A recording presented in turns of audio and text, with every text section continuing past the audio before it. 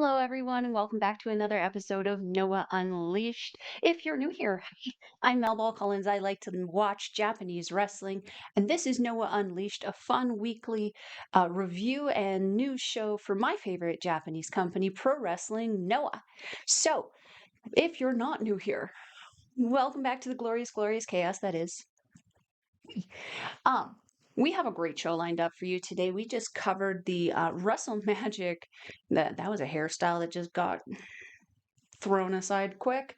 Okay, Wrestle Magic. Just watched it. Amazing show. Nozawa was in attendance. We had two championship matches, one with the GHC Women's Championship match and another for the GHC Hardcore Championship match. But before we get into all of that, I need you guys to like this video, subscribe to the channel, and make sure you turn on those notifications to make sure you are alerted every time we drop a new video.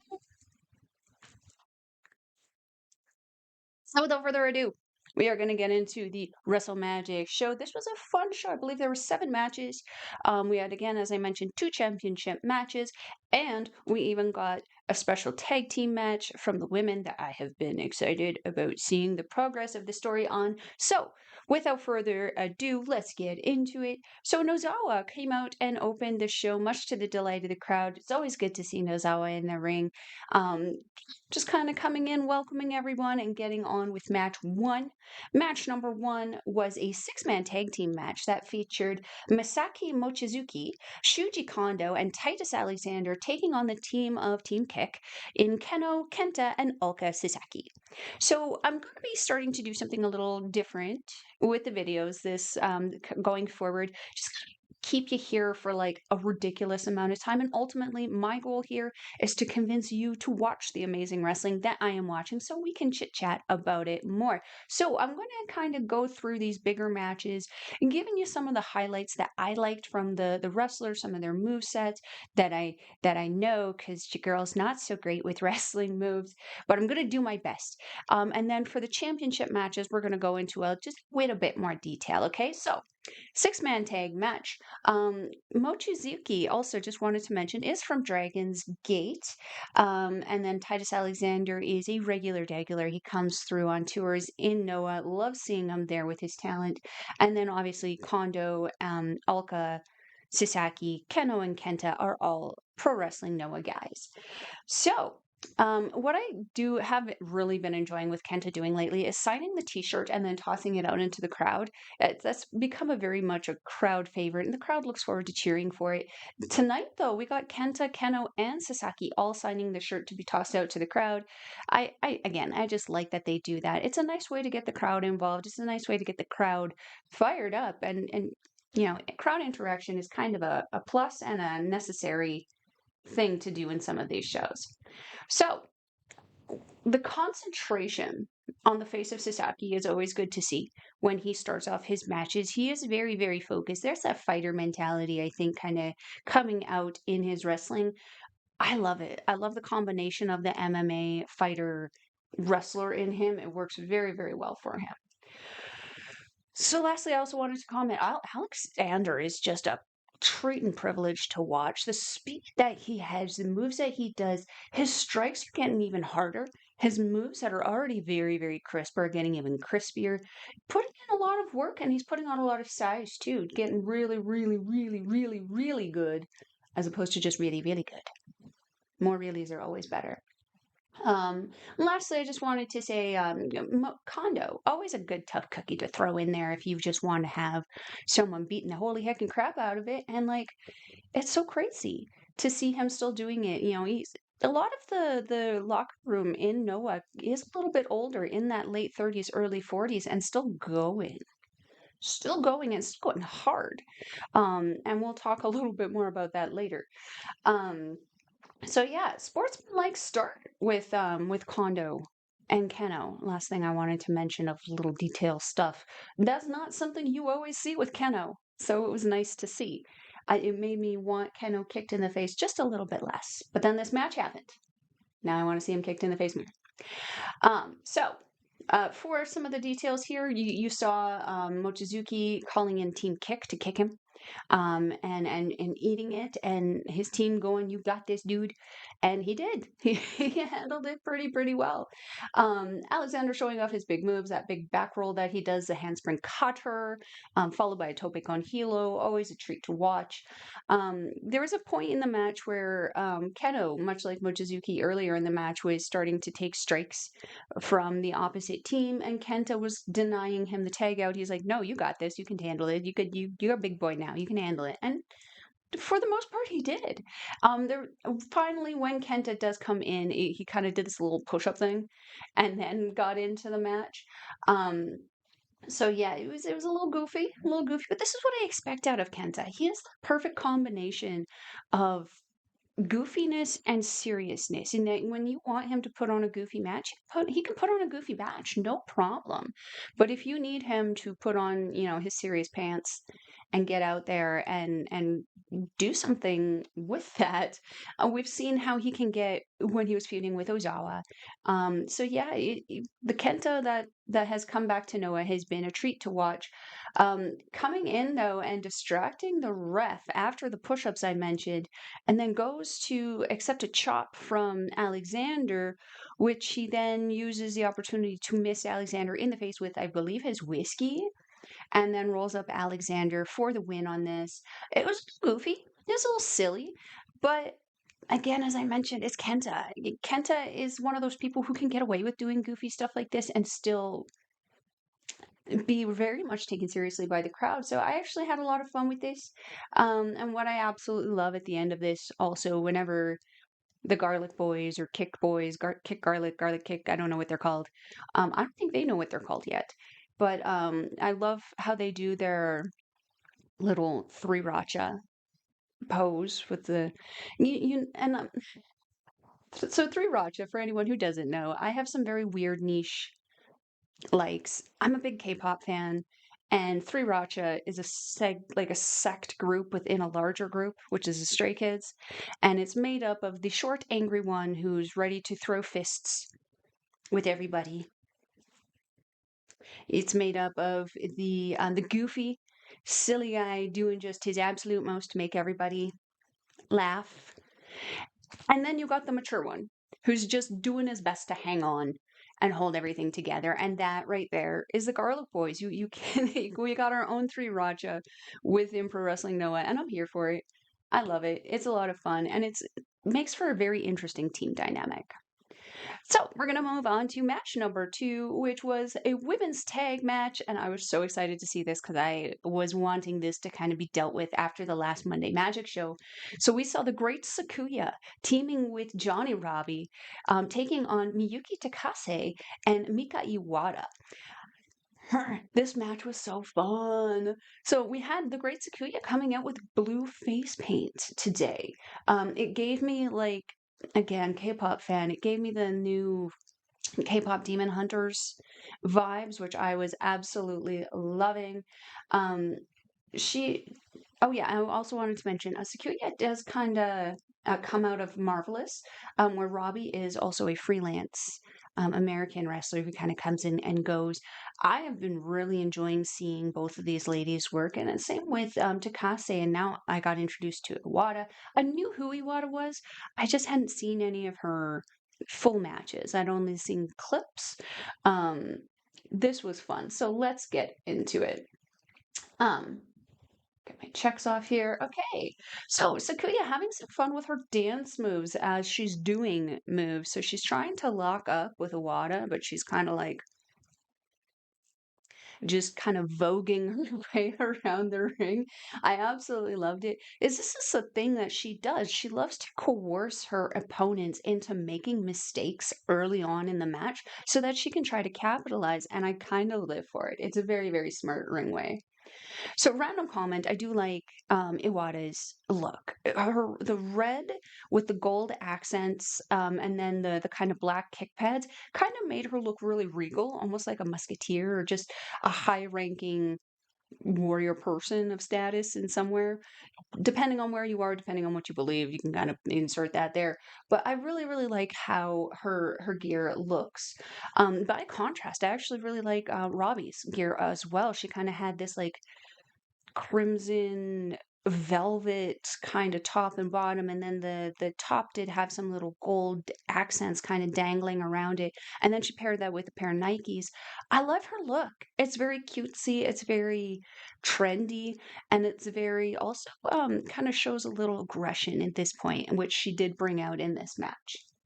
So this match was a heavy hitting match. It showed off all the individuals' ability to beat the crap out of each other, and man, it was a lot of fun. So I liked Takase hitting the second rope with a leg drop and then blocking the mist from Sakuya, which has been a problem for her for a little bit. But she does eat the mist later in the match.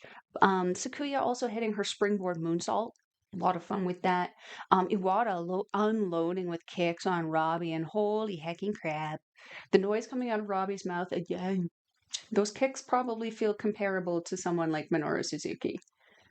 I would not like that. So the finish comes with Iwata really beating down on Robbie and then hitting her with this kind of Falcon Arrow Michinoku driver looking thing. Commentary, I could hear them, but they were just so excited. I couldn't, after listening to them, understand what her finishing move was. So if you know the name of Iwata's Falcon Arrow driver there at the end, please let me know in the comments down below so I can make sure I'm saying it right in the future.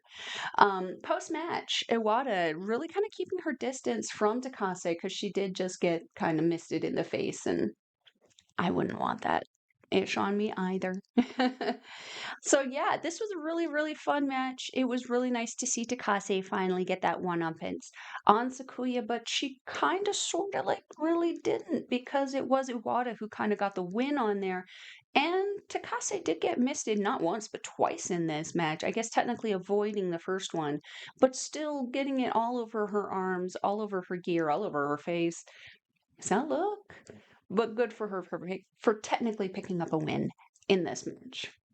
So we're going to move on to match number 3, which was a three-way match between Archie Cole, AMAKUSA, and the GHC Junior Heavyweight Champion, YOSHI. Hey, YOSHI.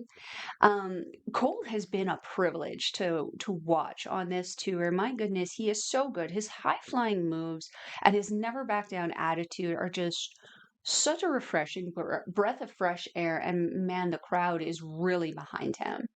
AMAKUSA has been a favorite of mine for quite some time, even before I started watching Noah. His high flying talent, his speed, always super impressive. The moves that he can pull off just randomly and suddenly, just top tier. I absolutely love watching him. He's so impressive. And of course, hey, YOSHI. YOSHI can't do wrong. He's one of my top 2 favorite guys in this company, the other being HAYATA, obviously. He can do no wrong. He can do no wrong. And this was a very, very strong showing for him in this match. So let's get into it. It was really, really fun back and forth that kind of essentially showed off the absolute best of their junior division. You have YOSHI, who doesn't do quite as many lucha stuff as AMAKUSA, and then you have Archie Cole, who does a completely different set of aerials in comparison to AMAKUSA, and then you have the combination of YOSHI. It was just so good, so good. So some points of interest in this match, including like a lockup reversal start, where like Archie had AMAKUSA in a headlock, I think, and then YOSHI came in and put Archie in a headlock, and AMAKUSA was like, well, what the heck?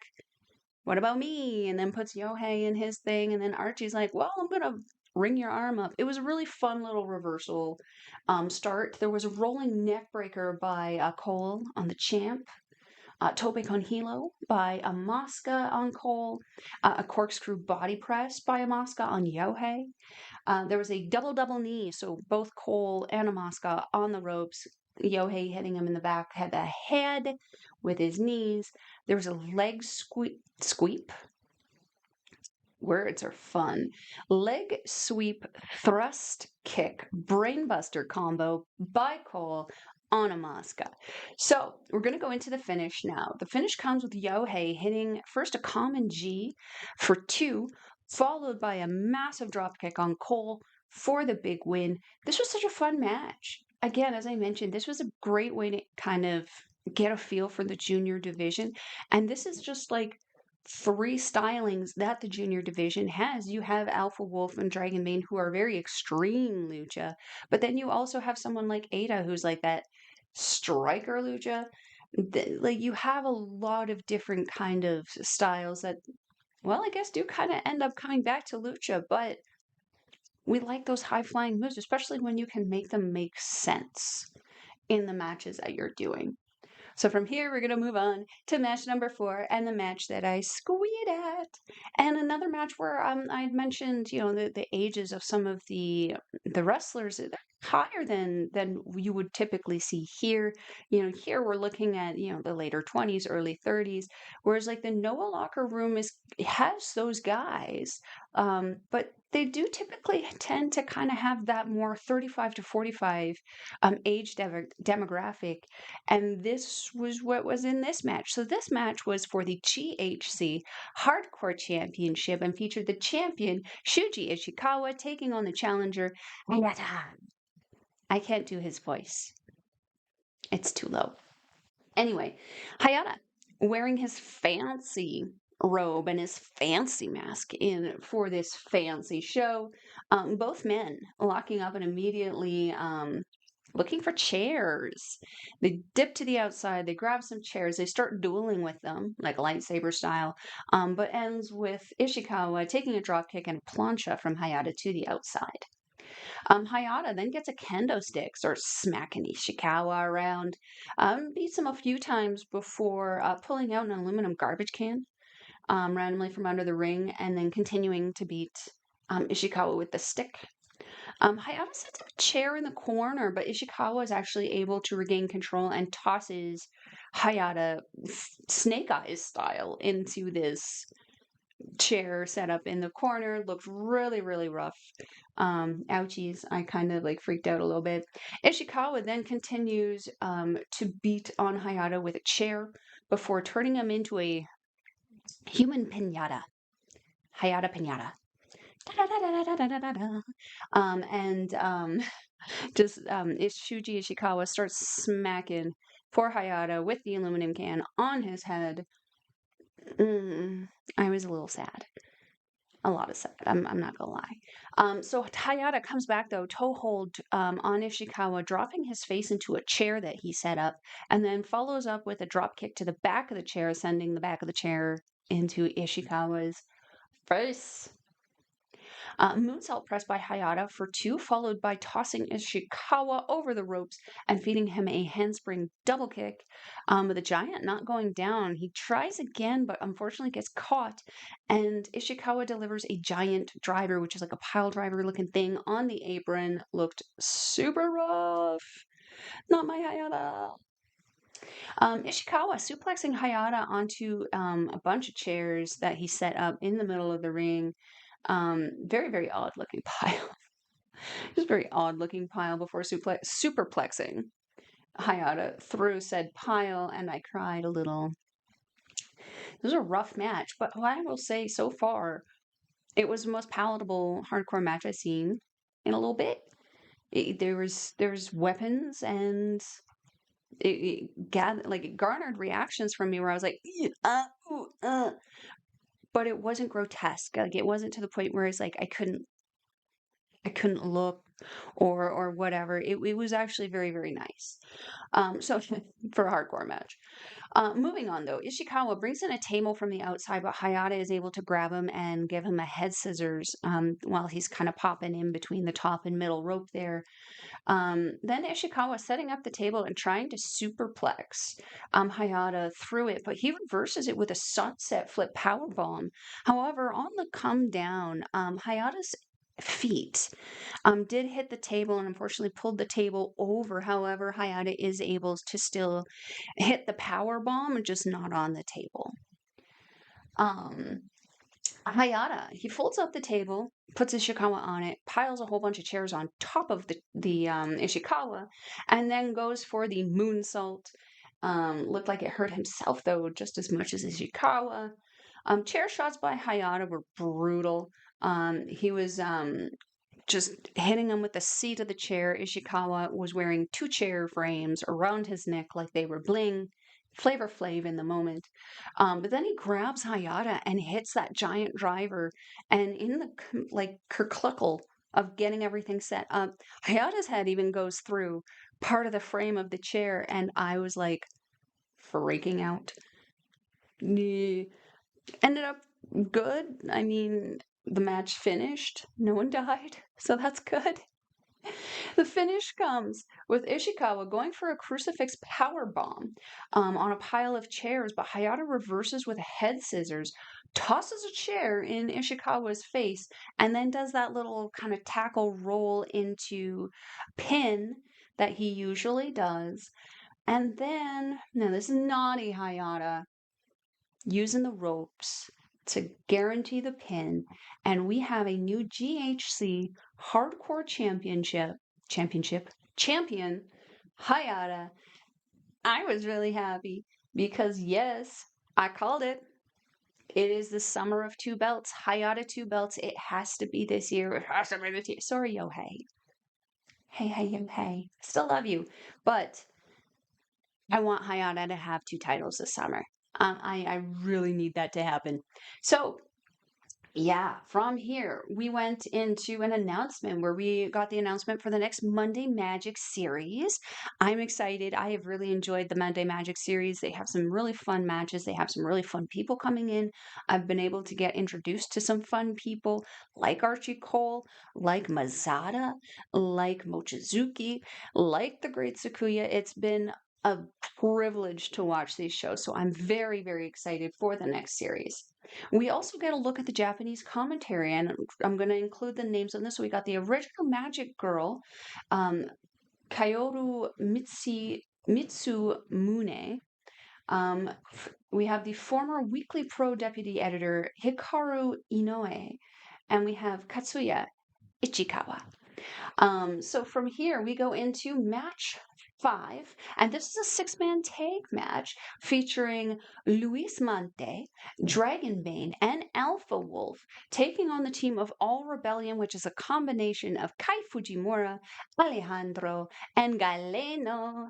This was the most lucha match I've seen in a bit, and I loved it. I loved it.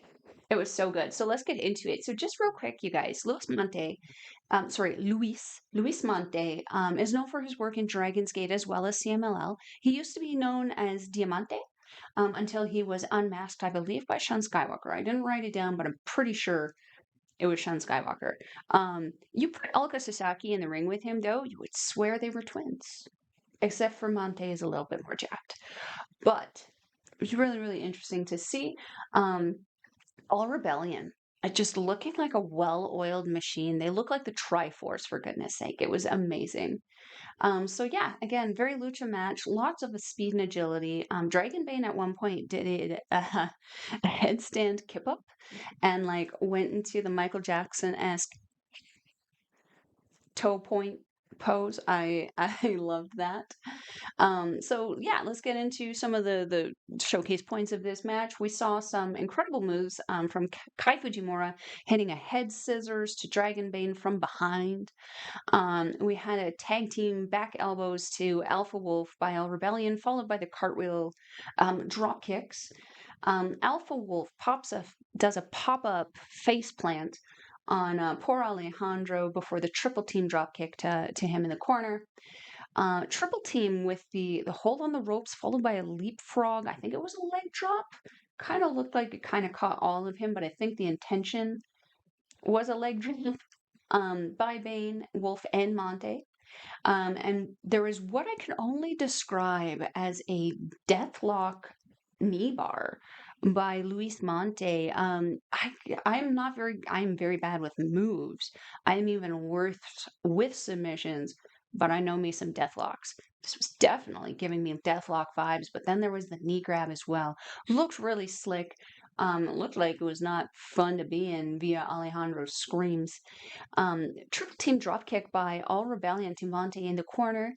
And there was a double team wishbone by All Rebellion with Alpha Wolf hitting a power bomb in the middle of it for 2 on Alejandro. And there was also a double tope con hilo by Los Golpeadores to kind of go into the finish here. So the finish comes. Luis Mante tosses Fujimura off the ropes, grabs him in a gorilla press, which is just so smooth, and delivers his finisher, the Vuelta Finale dos. I think that's how it's said. Vuelta Finale, Final dos. Vuelta Final dos. It's a sit-out gorilla press facebuster for the win. This was incredible. This was so good. This match had me just enraptured from start to finish. It was so quick. If you blinked, you missed something. This was so great. If you're into that high speed style or that lucha style, this would be a match I highly recommend that you check out. And also kind of gave me some introduction to Monte and his skill. I'm very excited to see more of him. So from here, we're going to go into, why did I say two?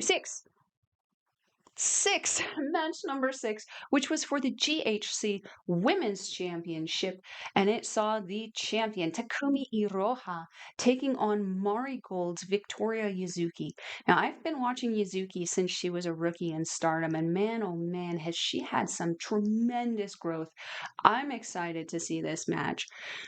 Well, I'm excited to talk about it now that I have seen it. So let's get into it. So Yuzuki, just wanting to mention, she has the most adorable entrance gear with the cute little petticoat kind of robe and then the lucha mask. Really, really appreciated seeing that. I also really appreciate how every time I see Iroha, I know she's a champion. She just looks like a champion. She carries herself like a champion. She acts like a champion. I'm excited that she's the representative of this championship.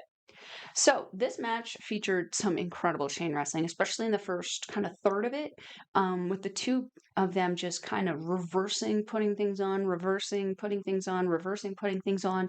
They tried to catch the one up as quickly as possible, but the other one was just scouted out the person well enough. So let's get into what we saw here. We saw snap suplex followed by a very deep cheek to cheek Boston Crab, where Iroha is just sitting on the butt of Yuzuki, folding her in half like a pretzel.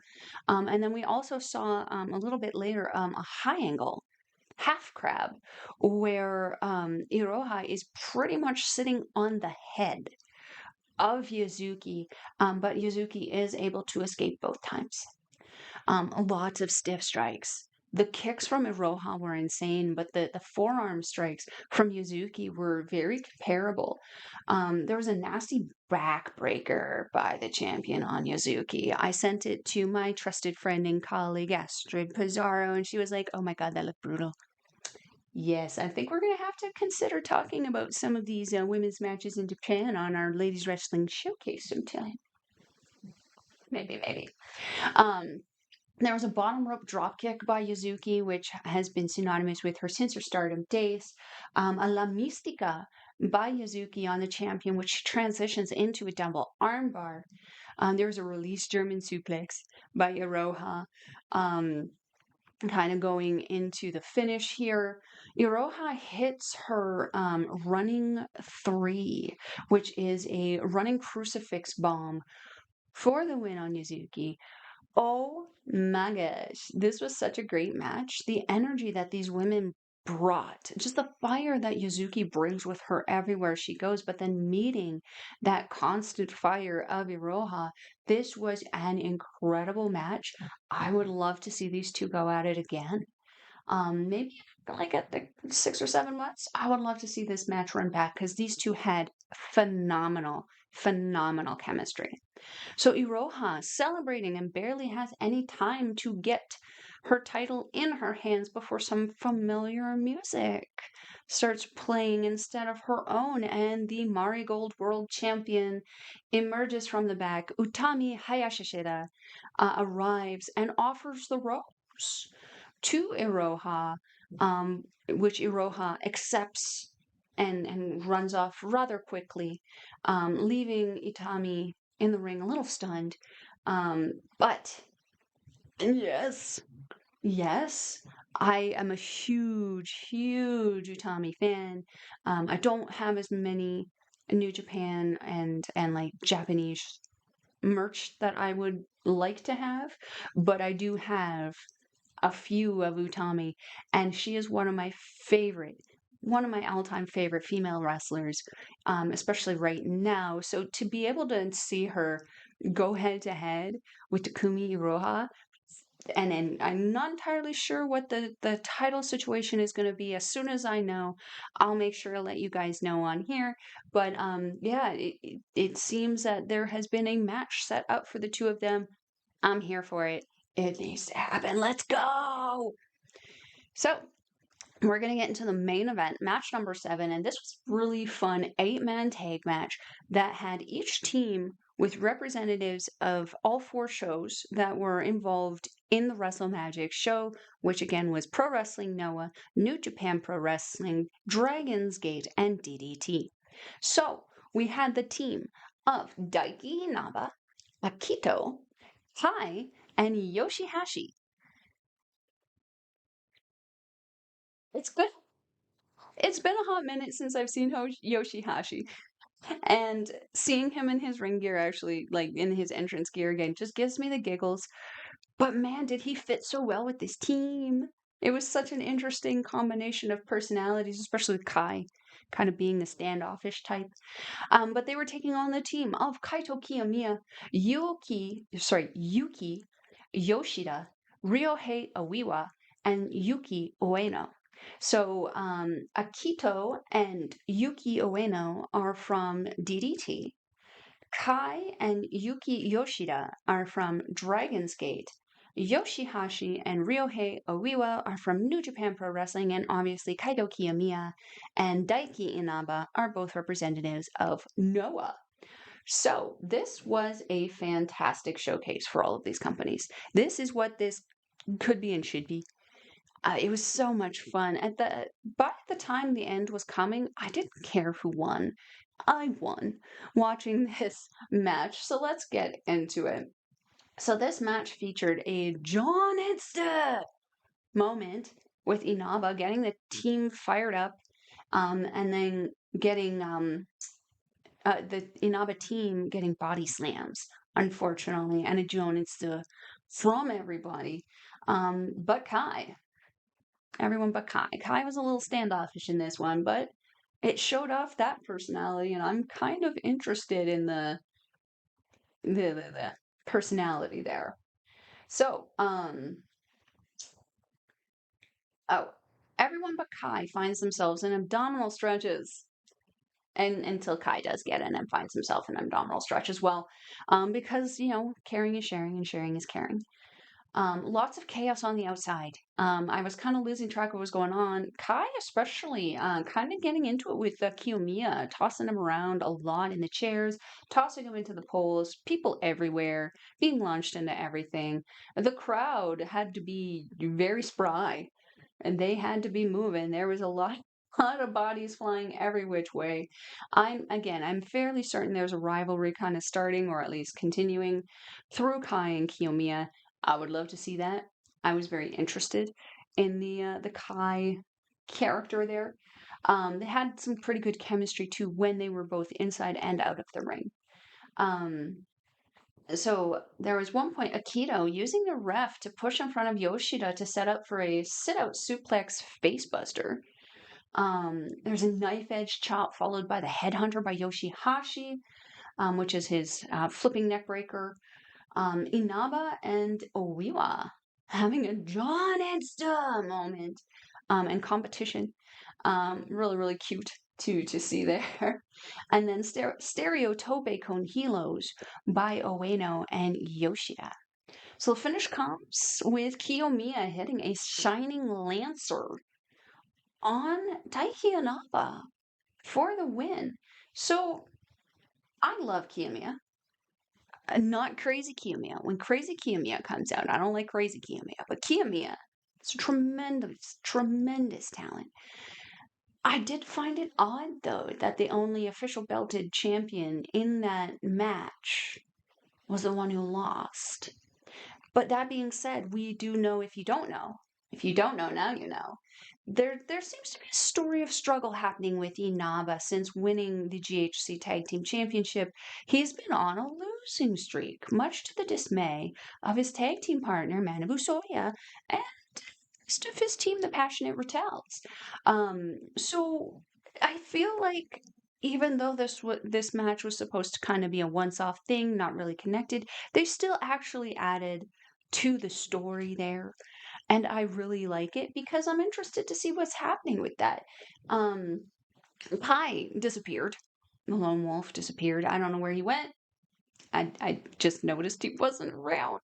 I'm guessing he kind of FO'd after the match ended. Again, a very interesting character. Almost like a bright HAYATA. Doesn't necessarily play nice with others, but does when he needs to. I don't know. It's a very interesting character to see. There was also some sportsmanship, handshakes afterwards, everyone kind of having fun, and Kiyomiya also cutting a fun little promo after the show.